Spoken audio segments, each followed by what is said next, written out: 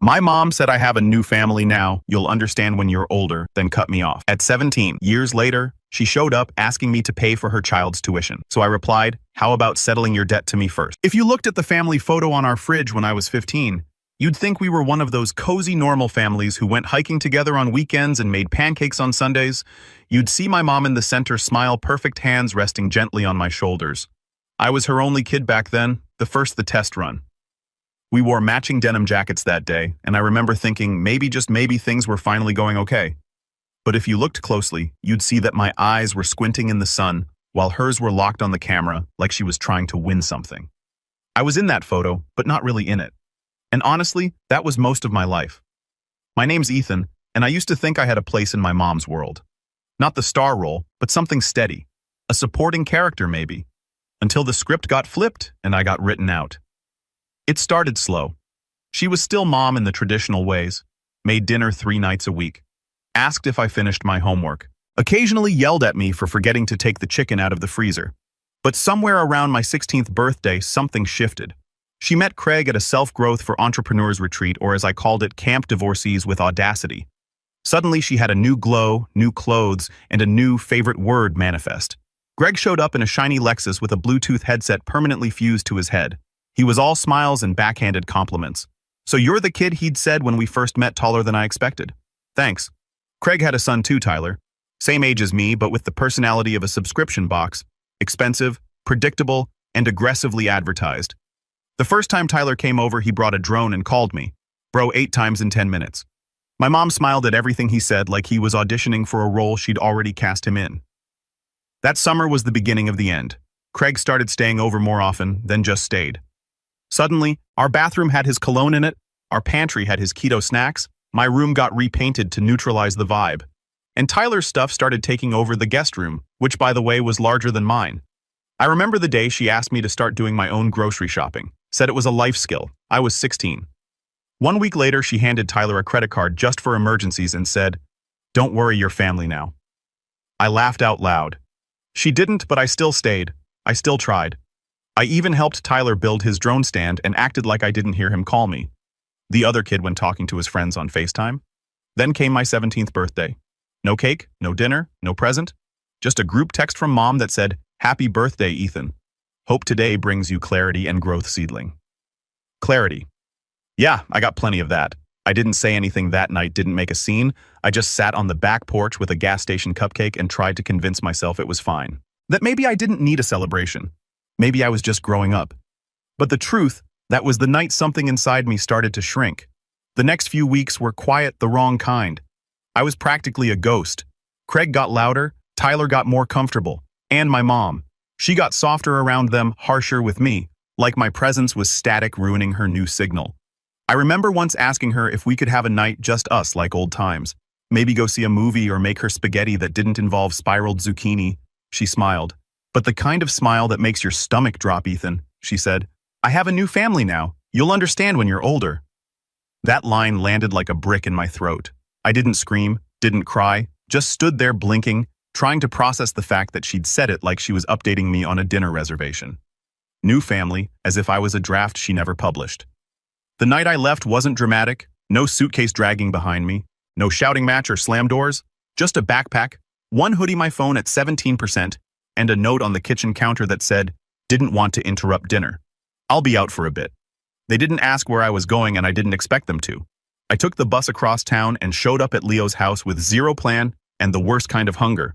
Not food, just the ache of realizing, you don't have a place anymore.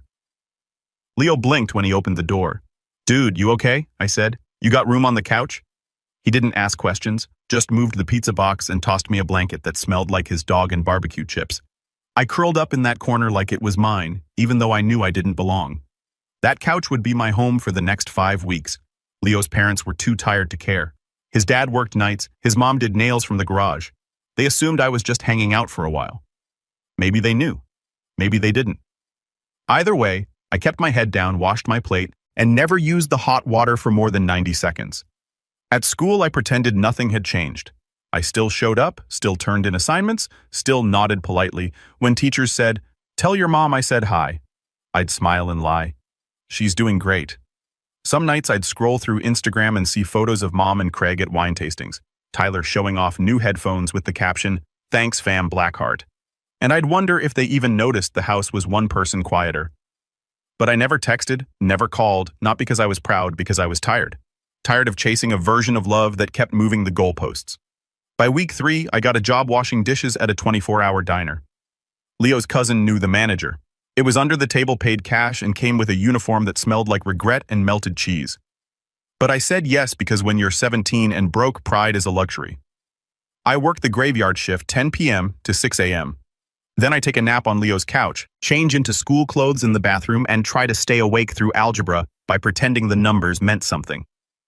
Every dollar I made went into a shoebox. Not because I was saving up for something big, just trying to stretch the space between desperation and disaster. Eventually, I rented a storage unit, the kind you access through a PIN code that barely works and a rusty roll-up door that sounds like it's announcing your secrets to the world. It was the size of a walk-in closet and cost me $70 a month, but it held my stuffed books, clothes, a busted laptop, a blanket from when I was 6. It held me. One night, maybe a month in, Leo fell asleep early, and I sat on the back steps of his house with a cheap energy drink staring at my cracked phone screen, rereading old texts from my mom. "Proud of you. You're the best thing I ever did. Love you always, baby." Each one felt like a prank, and right then, for about 12 seconds, I thought about texting her. Just, "Hey, that's it. No anger, no accusations, just a thread to pull." But I didn't because I knew exactly what would happen. She'd answer, say something polite, blame circumstance, and then pivot to how we all have to grow sometime. No thanks. That night I didn't sleep. Instead, I stayed up watching the stars peek through Leo's busted screen door and listened to the wind rattle a loose gutter, and I realized something simple but sharp. I wasn't homeless. I was just between homes, between families, between being someone's son and becoming my own person. And maybe that didn't feel brave yet, but it was something. There's this weird thing about turning 18 when you've already been on your own. Nothing changes. No confetti, no cosmic download of maturity. You just wake up and realize you're now legally allowed to vote, buy a lottery ticket, and be charged rent you can't afford. I turned 18 while scrubbing burnt eggs off a skillet the size of a tire. The cook yelled, "Happy birthday, dishwasher," and tossed me an extra stack of pancakes with whipped cream. I ate it in the alley behind the diner while a raccoon watched me like it had concerns about my life choices. That was my celebration. No candles, no calls, just me and the raccoon. By that point, I had upgraded from Leo's couch to a room in a 4-bedroom rental with 3 guys who thought doing the dishes meant stacking them in the sink like modern art. The room was the size of a parking spot, came with a stained mattress and no door lock, but it was mine. I paid rent with a new job, stock room shifts at a discount electronics store, minimum wage, no benefits but air conditioning and fewer rodents than the diner. I still did some dish shifts on weekends when they needed extra hands. Between both jobs, I pulled about 45 to 50 hours a week. I didn't tell anyone. Not because I was trying to be a hero, I just didn't have anyone to tell. Sometimes I'd catch myself looking at other people's lives, classmates posting college acceptance letters, group photos from family send-off brunches, dorm move-ins with matching bed sets, and I'd feel this hollow weight in my stomach. Not jealousy, not really, just absence, like someone handed out lives and forgot mine on the printer tray. But I didn't let it sink me. Instead, I built rituals. 6 a.m. coffee from the gas station, a budget spreadsheet with color-coded panic levels, a sticky note on my mirror that said, "Don't quit just because it sucks." I enrolled at the local trade school for welding, something practical, something I could control. The admissions officer asked if my parents would be helping with tuition. I laughed out loud. He didn't. I got in with a small grant, a part-time class schedule, and a promise to never miss a payment, which meant no breaks, no vacations, just work, school, sleep, repeat.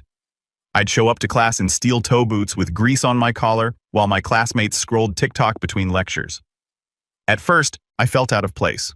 Then I realized they'd go home to full fridges and family dinners. I go home to a 150 frozen burrito and 3 roommates arguing about who unplugged the Wi-Fi. But I was still standing, and that had to count for something. Some nights I'd lie on that sad mattress listening to muffled laughter from the living room and wonder what it would feel like to be missed. Not pitted, not tolerated, just missed. I never got a birthday message from my mom, not a call, not even a Facebook, "Hope you're doing well." But about a month later, she posted a photo of Tyler standing next to a shiny new car. Caption, "So proud of our boy. Can't wait to see all the big things he'll do." Blue heart, hashtag blessed, hashtag new beginnings. It had 63 likes and 3 fire emojis. I stared at it for a full minute before closing the app and tossing my phone across the bed. And I remember thinking, not with anger, but with eerie clarity, I'm not coming back. Not for the holidays, not for birthdays, not when things finally look good on paper. I wasn't going to become the comeback kid that made her cry on a porch swing with pride. She'd made her choice. And I was going to make mine. 2 years after my last text to my mom, I bought my first real toolbox. Not the plastic kind with snap lids. I mean, steel matte, black, heavy enough to anchor a boat. The kind you don't buy unless you're planning to stay. I stocked it with everything I'd grown into. Torque wrenches, grinders, a torch I couldn't afford back when all I had was duct tape and hope. I'd finished trade school quietly. No cap and gown, just a portal notification that read, Certification Complete Welding and Fabrication. I didn't print it, just screenshotted it and moved on. Around that time, I got a full-time job at a welding shop run by a guy named Marty. Gruff ponytail, definitely yelled at birds. He didn't care about resumes. Just said, show up, work hard, don't be stupid. It worked for me. The job was loud, hot, exhausting, but it was honest. By month 6, I'd moved out of the shared house into a small studio near the shop. A single room with ancient linoleum, a fridge that groaned when it ran, and a mattress on the floor. But it was clean, quiet mine. I fell into a rhythm. Work, sleep, meal prep, a few hours of welding side projects. I wasn't trying to impress anyone, just trying to build a life I didn't hate waking up to. I hadn't heard from my mom once. Not a birthday text. Hope you're doing well. Just silence, like I'd been paused mid-sentence and never resumed. But one Wednesday she broke it. It started with a call from a number I didn't know. I ignored it. Then a voicemail. Ethan, it's your mom. I know it's been a while. I was hoping we could talk. Something's come up. Her voice hadn't changed. Same tone she used when asking me to grab milk from the store. No urgency, no apology. I didn't call back that day or the next. But curiosity is annoying like that. So I texted her, "What's this about?" Her reply came almost instantly. "Can we talk in person? I could stop by this week." I said yes, not for her, for me. I wanted to see her face when she realized I'd done just fine without her. That Friday, she arrived at my apartment wearing a blazer and perfume like she was headed to a PDA fundraiser. She didn't ask to come in, just walked past me like she still had keys. "Nice place," she said, scanning the room. "Very functional." "Thanks," I replied. "Built most of the furniture myself." She smiled thinly. "Right. Welding. That's good. Practical." I didn't offer her a drink. She sat anyway. Then came the sigh. The dramatic pause. The tilt of her head that always meant a favor was coming disguised as concern. "I wanted to ask if you'd consider helping with Tyler's tuition." I blinked. That was the line. No lead-up, no easing in, just a full-speed dive into audacity. "He's been accepted to a really promising business program," she went on. "But things are a little tight financially right now." I waited. She kept going, and I thought maybe this could be a chance to reconnect. Show you're still part of the family. I stared at her, letting the silence stretch. Then I walked over to my workbench, pulled out a folder, and dropped it onto the table between us. Inside, every receipt from the months I lived under her roof. Back when Tyler got Uber Eats, and I got sticky notes that said, "Eat what's in the freezer." At the top of the first page, I'd written back, "Rent $4,200. Due upon receipt." She blinked at it. "What is this?" "My invoice," I said flatly. "You wanted tuition help?" "Great, but family helps family, right? So let's settle my part first." Her face went stiff. Part shock, part offense. "This isn't funny, Ethan. I'm not joking." Silence. Then she stood, tugged at her sleeves. "I see. Well, I thought maybe you'd grown up a bit." I smiled. "I did. That's why I keep records now." She left without another word. Didn't look back. Didn't even close the door. All the way. I waited a beat, walked over and shut it gently behind her. Then I poured myself a glass of water, sat on the edge of my bed, and let out the kind of slow breath that felt like letting go. Not of anger, but of expectation. She was never coming back the way I wanted her to, but I wasn't waiting anymore. That night I didn't sleep much, not because I was angry. That part had long passed, but because my brain wouldn't stop replaying her expression when I handed her the invoice. It wasn't guilt. It wasn't regret. It was confusion. Like she truly couldn't understand why I wasn't still orbiting her, grateful for crumbs and pretending they were meals. I guess that was the final piece I needed to see. For a long time I held on to this fantasy. That one day she'd show up, eyes wet, voice shaking, saying, "I'm sorry I failed you." That she'd hug me so hard it would make up for every time she didn't. That we'd laugh over burned pancakes and Tyler's failure to assemble IKEA furniture without supervision. But now I knew she hadn't just walked away. She never looked back. I wasn't her unfinished chapter. I was her deleted file. And weirdly, that realization didn't break me. It steadied me because for the first time I saw my story wasn't waiting for her approval anymore. The next morning I went to work like usual, welded a gate for a local gym, patched up a trailer hitch, drank gas station coffee that tasted like motor oil and freedom. Marty didn't ask about the circles under my eyes, just grunted when I clocked in 5 minutes early. "Overachieving today." "Huh?" he muttered. "Just avoiding voicemails," I replied. He snorted. "Fair enough." At lunch, I opened my phone. No new messages. I scrolled through my old photos, stopping at a blurry one from years ago. Me and Leo sitting on his porch eating instant ramen out of the pot. We looked like raccoons with student debt. I smiled. That couch, that busted sink, that weird half-hug Leo always gave. Those were the things that held me together. Not blood, not biology, but grit and borrowed blankets. And friends who never once asked why I needed the last slice of pizza more than they did. That weekend, I got a call from a local fabrication shop that had seen my work on Instagram. They needed someone for a project, something custom, one of a kind. They said they'd heard I worked like hell and didn't talk much accurate. I took the job. Spent the next few weeks designing metal stair rails for a modern cabin upstate. It was clean work, steady hands, a little creative. One night after finishing the first panel, I stood back, looked at the welds and felt something I hadn't felt in a long time. Pride, not performative, not manufactured for someone else's approval, just mine. That same week, I got a message on Facebook from Tyler. I hadn't heard from him since I left. His profile pic was a filtered selfie with a caption that said something about legacy building and hustle hard. I nearly ignored the message, but curiosity got the better of me. It said, "Hey man, sorry about how things went down. No hard feelings. I was wondering if your shop's hiring." I stared at it. Then I screenshotted the rent invoice I'd given our mom, attached it to the reply, and wrote, "Ask her to forward this first," blocked him after that. Not out of spite, but because I was done being the quiet one everyone assumed would always be available for cleanup duty. I wasn't a backup plan, I was plan A. Starting your own shop sounds cool on paper.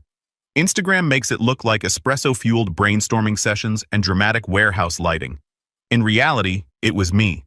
A folding table in the back of Marty's storage room and a Home Depot credit card that coughed every time I used it. I called it East Steel Fabrication, not because it sounded sleek, but because I lived on East Maple Street and was too tired to be creative. The first logo, I drew it with my finger on a cracked phone screen and printed it at the library. The ink smudged, still slapped it on the door like I was launching SpaceX. Marty let me rent half the back room, as long as I don't hear you whining, which was his way of saying he didn't care what I did, so long as sparks didn't touch his tool chest. I worked 7 days a week, Monday through Friday, at Marty's weekends and nights for East Steel. My projects were small at first. Railings, bike racks, once a steel-framed bench for a lady who wanted her backyard to look post-apocalyptic chic. I took it all. No job was beneath me. If someone wanted their mailbox welded to look like a dragon, I was their guy. If they paid in cash and I could afford ramen and rent, I said thank you and got to work. I posted everything on Instagram. At first, just 5 followers me. Leo, 2 bots, and some girl who thought I was someone else. But slowly people started noticing. Leo's cousin ordered a custom fire pit. Then a barista from downtown shared it on her story. Some small design blogger reposted that. Then boom, I got 5 inquiries in one day. I nearly cried into my work gloves. I didn't though. I just upgraded my gloves, reinvested every dollar, no fancy shoes, no car upgrade, just tools, better clamps. A used welder I named Beast because it sparked like it hated me. Eventually I moved into a rented garage. Actual space, real airflow, a work sink that didn't sound like it was dying.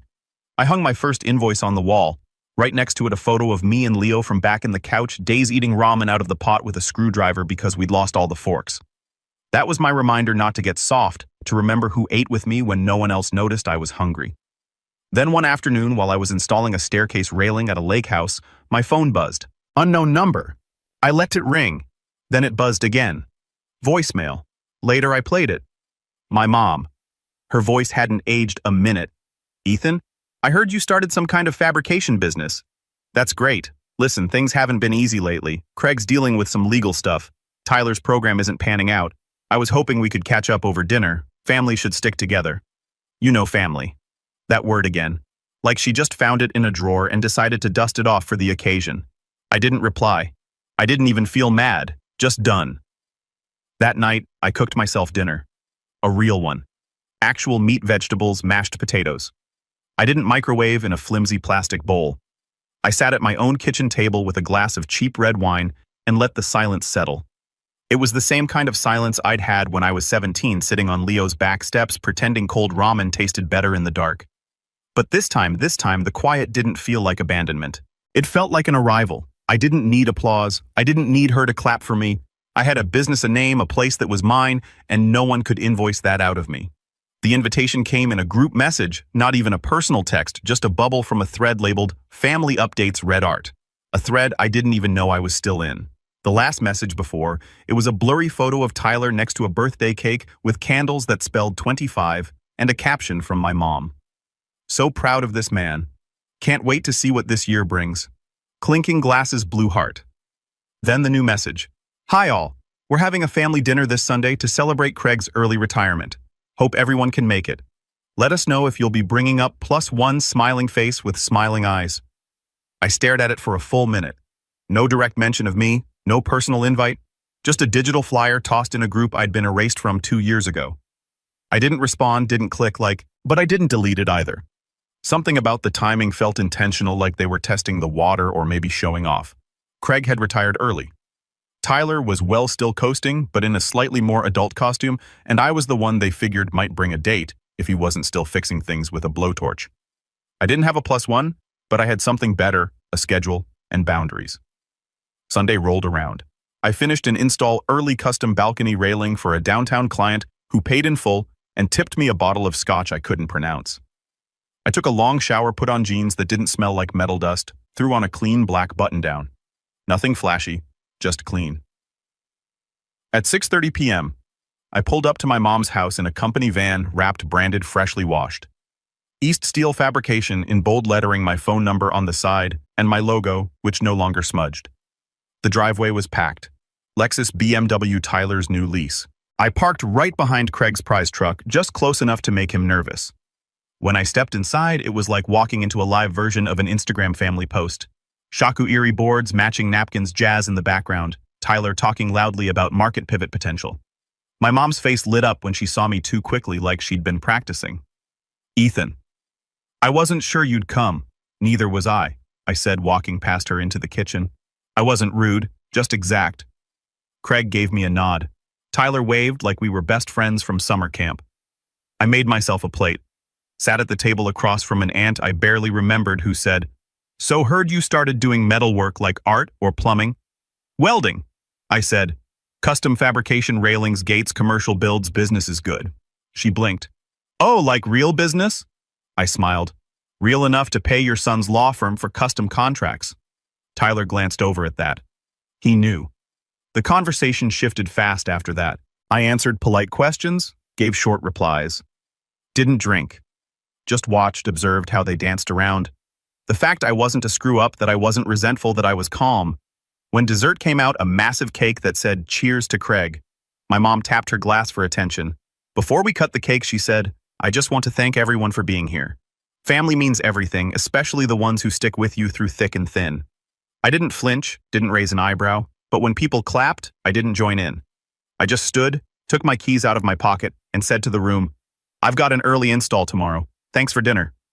Before anyone could respond, I walked to the door. Tyler called after me. "Hey, you need help with anything?" I turned, smiling. "Yeah, actually, if you could move your BMW back about 6 in my van, doesn't back down easily." His face twitched, and I walked out. Didn't slam the door, didn't look back. Just stepped into my van, started the engine, and drove off. Not triumphant, not bitter, just clear. The next morning, my phone buzzed. Not early, just late enough to feel intentional.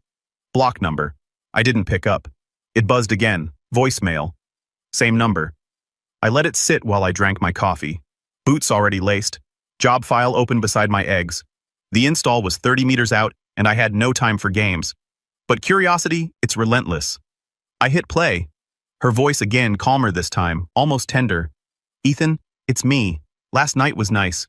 I'm glad you came. I know things haven't always been easy between us. I hope we can move forward. Maybe start again. You're doing well and I'm proud of you. We all are. No apology. No, I'm sorry I left you at 17. Just a blanket of polite denial. Like if she said it sweetly enough, I'd forget the motel rooms, the ramen, the way she let me disappear without blinking. I didn't respond right away, but after lunch in my work van parked behind a client's apartment complex, I opened my invoices folder, created a new one.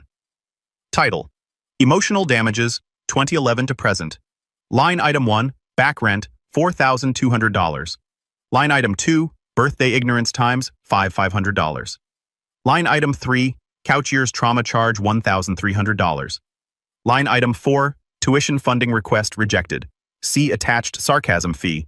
Line item 5, BMW clearance fee, $100. Subtotal $6,100. Notes: payment may be made in gratitude, humility, or baked goods, but frankly it's too late. I screenshotted it, then sent it to her along with a single text. Nice seeing you. Just settling accounts. Then I blocked the number and got back to work because life wasn't waiting on her anymore.